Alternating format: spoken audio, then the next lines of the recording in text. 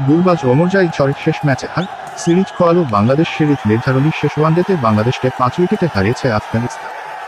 সোমবার 11ই November Sharjah cricket স্টেডিয়ামে toss জিতে আগে ব্যাট করতে নেমে 245 রানের টার্গেট দেয় বাংলাদেশ। জবাবে 10 বল হাতে রেখেই জয়ের বন্দরে নোঙর করে আফগানরা। এতে 2-1 ব্যবধানে সিরিজ জেতে আফগানিস্তান। নির্দিষ্ট রানের লক্ষ্যে ব্যাটিংয়ে নেমে শুরুতে দেখে শুনে খেলতে থাকে আফগানিস্তান।